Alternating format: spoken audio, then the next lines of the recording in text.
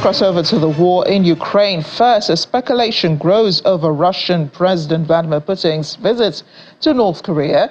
Details of the visit have not been revealed to the press, especially regarding when exactly it's expected to take place. However, the visit appears to be taunting the West, which has vowed to closely monitor the proposed meeting. Mr. Putin is set to travel to North Korea for a 2-day visit and a diplomatic meeting with Pyongyang's leader Kim Jong-un, marking his first trip to the country in more than 2 decades. The rare overseas trip has raised widespread international concern, with South Korea's satellite images spying apparent preparations underway in North Korea. Although the Kremlin has said the scope of the visit is to deepen relations with its neighbors, it also pointed out the reason for the trip should not concern anyone. The closely watched visit is expected to further cement a burgeoning partnership between the two powers that's founded on their shared animosity towards the West and driven by Putin's need for support in his ongoing war in Ukraine. Mr. Putin is also expected to travel to Vietnam for another 2-day trip following his visit to North Korea.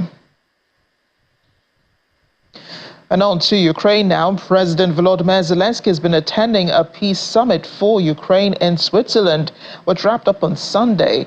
That summit aimed to foster international support to achieve a peaceful resolution to the war in Ukraine. It was attended by Ukraine's allies in Europe, all except Russia. And one countries and international organizations.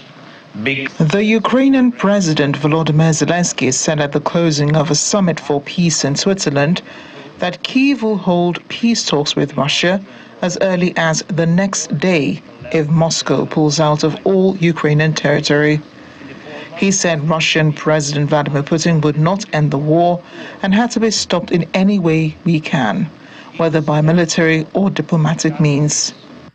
We already have preliminary agreements with countries such as France, Czechia, Turkey, Kenya, Saudi Arabia and the United States, Norway, Poland, Canada, Qatar, Chile, Ghana, Finland, Netherlands, Germany, United Kingdom, to host the work of the groups, to lead and co-lead.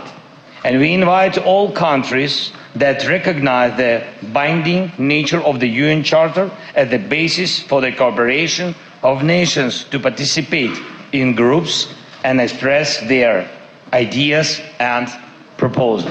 But while leaders expressed a range of positions at the Ukraine Peace Summit in Bergenstock on Saturday, as French President Emmanuel Macron claimed that nobody in the room was in war with Russia. We have the Ukrainian peace plan in front of us.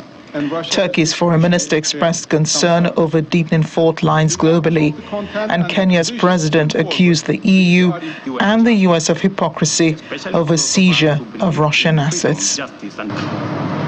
We have gathered here and we are reminded by the Indian statesman Mahatma Gandhi, who said that an eye for an eye will make humanity blind. Just as Russia's invasion of Ukraine was unlawful and unacceptable,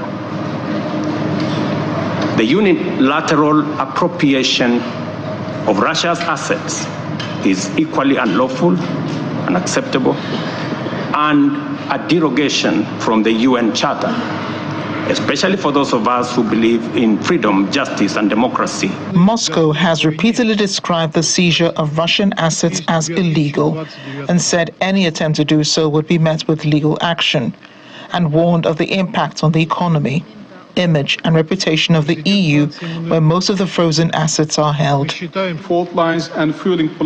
Foreign Minister Hakan Fidan noted that the conflict is fueling polarization at global levels, while French President Emmanuel Macron called for a follow-up on the summit in order to build momentum for the Ukrainian-led formula to avoid competing peace initiatives and in the hope of creating a set of key requirements of the global community that could be put on the table vis-a-vis Russia. Come from next to Russia, you must also understand that Finland's President Alexander Stubb explained the concern among Russia's neighbors. Russia invaded Finland in World War II. We lost 10% of our territory, including the land where my grandparents were born and where my father was born. This is why the reaction from our side has been so vehement.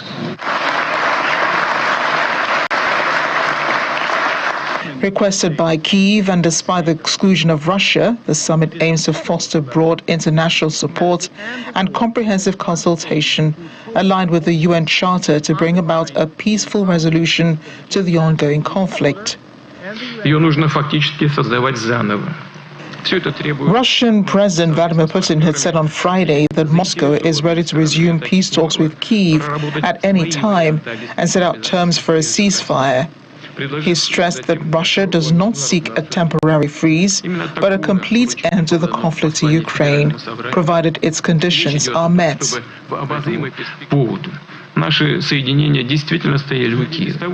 President Putin's terms for a negotiated end to the conflict in Ukraine include disarming and denazifying Kyiv, which must then remain neutral and non-aligned, protect the country's Russian-speaking population, while Crimea, Donetsk People's Republic, Luhansk People's Republic, as well as Kherson and Zaporizhia regions must be recognized as being part of Russia, and all Western sanctions against the country must be lifted.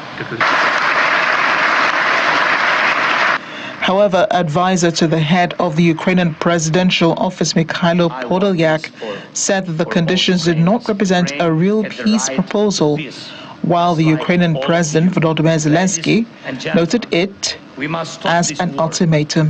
NATO Secretary General Jens Stoltenberg noted that acceptance would mean that Russia should achieve their war claims. Erase borders and annex. The U.S. Defense Secretary Lloyd Austin said Putin was not in a position to dictate to Ukraine in any peace process. He is not.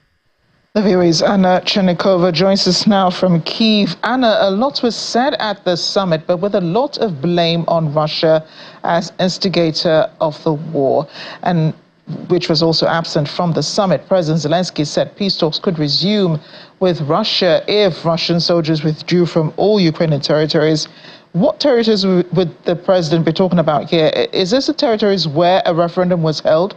The 4 territories where a referendum was held and they voted in favor of Russia? Well, first of all, President Zelensky, when he is saying Ukrainian territories, he is referring to the territories which are internationally recognized. So we're talking about the whole territory of Ukraine, including Crimea, including all the territories which are occupied. And this is Ukrainian official position, official statements, and it's important from the Ukrainian perspective to make sure that on the world arena, everyone is hearing constantly that Ukrainian territory is what everyone knows as of 1991 and what was recognized internationally. Everything that was happening starting from 2014, it's not recognized by the international society, it's not recognized by Ukraine. It was done by Russia with the use of military, with violation of the international law. So no one is talking about that. And we have to be clear here, and this is Ukrainian perspective. So, so President Zelensky is referring to the territories which Ukraine had international recognized in 1991. And I think that this is what Ukrainian officials make sure to bring to the world, that this is what Ukraine wants to the whole world, all the countries who participated in the summit and those who might participate in the future summits understand, and negotiation should go around that. But again, this is Ukrainian perspective. Right, and President Putin has also reiterated his conditions for an end to the war in Ukraine, and they also include withdrawal of Ukrainian troops from what he claims are Russian territories, being the 4 places I've mentioned, Luhansk, Donetsk, Kherson, and Zaporizhia, and for Ukraine to abandon its bid to join NATO. These are terms that Ukraine has rejected, and it means that the war will continue. So what exactly was the peace conference supposed to achieve? Well, first of all, a peace conference was about demonstrating that Ukraine has such, well, incredible support. We can see that 78 countries put their names under the final communique, and well, it was quite an impressive event in terms of from the diplomatic perspective, considering the level of the representation of all the countries and amount of countries gathering together in the same place.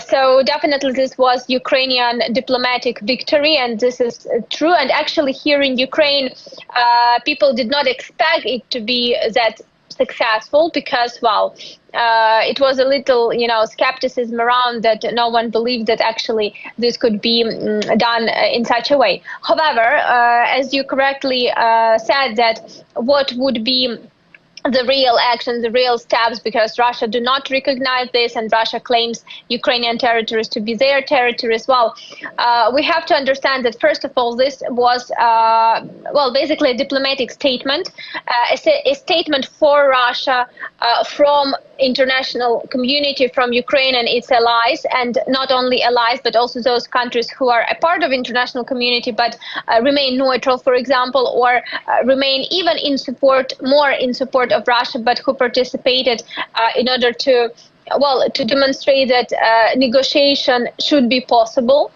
And for Russia, this should be a sign, a statement that, well, Ukraine has quite a big support, and that international community, if we're not talking now about either Ukraine or Russia, but international community is interested in negotiation and to make this war stop. But again, Russian proposal that President Putin well, announced just before the peace summit took place, basically it's well, it's capitulation of Ukraine, and this is something that will not just not end the war, but will create additional mechanisms for Russia to start another war in the future. Because if Ukraine leaves the territories that a Russian president pointed out, this would be a violation of international law, of UN rules, of UN UN principles. And what we can also see, that President Putin is mentioning territories that basically Russian forces never occupied completely. So if we're talking about the Zaporizhia region, and President Putin claims that administrative borders should be included into the Russian territory, and Ukrainian army should leave the territory as well.